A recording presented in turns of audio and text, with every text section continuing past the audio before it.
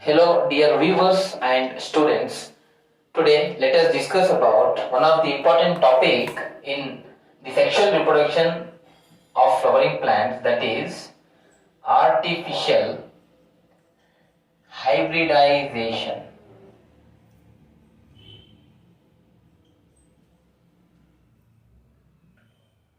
So what is artificial hybridization? First of all, let us understand. So it is a cross involved between the two parents differing genotypically at least in one pair of character. Let us say, for example, my dear students and viewers, we have plant A and we have plant B. So plant A has more disease resistance. It has less disease resistance. The plant B I am talking about. This is the first character which we have considered. Okay. Then second character, let us say it has less yield, and let us consider here there is more yield. So this is just for consideration, I am taking example. Okay. So when we cross plant A and plant B, that is with the help of human intervention, that is we are going to bring about artificial pollination, that is we are going to deposit the pollens of a particular plant, of our desired plant, onto the stigma of another plant, female plant, which also we have selected. Anyway, so when we do that, what happens is that we are going to obtain a hybrid plant. So this hybrid plant, let us say for example, will have the characters of both A and B. Definitely, there are numerous plants which are produced, okay, and one of the plant at least, expectedly will show the characters which we need. Say for example, that is more disease resistance and more yield. So these two characters we are going to expect here. So more yield and more disease resistance. So these two characters, when this hybrid plant shows, that is where we need it for our crop improvement programs. So artificial hybridization plays an important and major role in improvement of crops, especially in the agricultural field.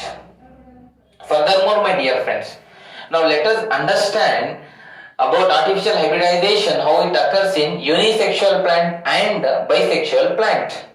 In case of unisexual plant, we need to undergo one of the important process, we call that as bagging. This is with respect to unisexual plant or dioecious plant.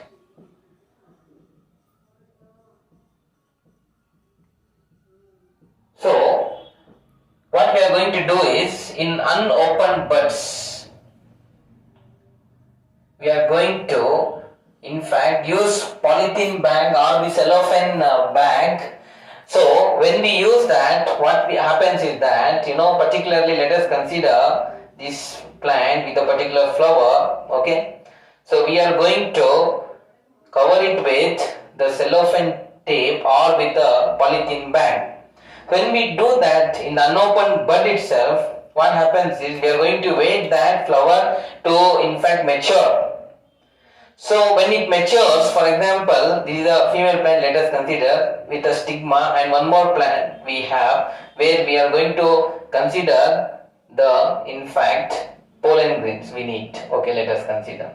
So these pollen grains are collected and dusted with a brush onto the in fact the stigma after the removal of the bag. So that is after attaining maturity.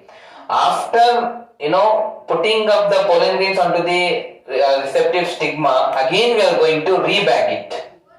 First is bagging, then again we are going to rebag it. So when we do rebagging, in fact, what happens? We are going to leave that for post-fertilization changes to occur. So what are post-fertilization changes? That is, for the formation of seed, for the formation of fruit, we are going to give the time for the plant to develop it, in fact. So fine, my dear friends. Okay.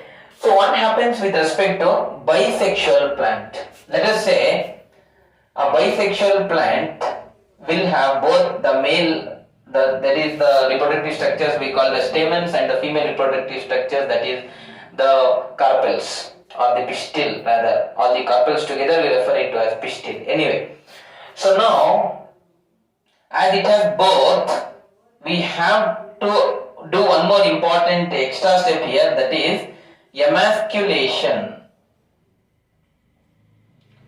So what do we mean by emasculation? That is, now let us say we have here the male reproductive structure, that is the stamens. These stamens need to be in fact cut or removed by the sterilized forceps. Sterilized forceps. When we cut through the sterilized forceps, so definitely, in fact, we can avoid the falling of these pollen grains onto the same flower's stigma. That is the contamination from the pollen of the same flower. We can definitely avoid, and in fact, it also avoids self-pollination. So there are advantages. Anyway, so when we do that, in fact, after removal of this, in fact, the stamens, we are going to, put the pollen of our the interest or our desired plant and bag it. After bagging it, we are going to in fact leave it for the post-fertilization changes to occur. One point to be noted here is that the stigma should have attained the receptivity, it should have been matured for the pollen grains to be in fact dusted onto it. We can use brush to dust the pollen grains. So anyway, so these two steps, that is emasculation followed by bagging, should be followed with respect to bisexual flowers, but in case of unisexual flowers there is no emasculation step, only there is a bagging step.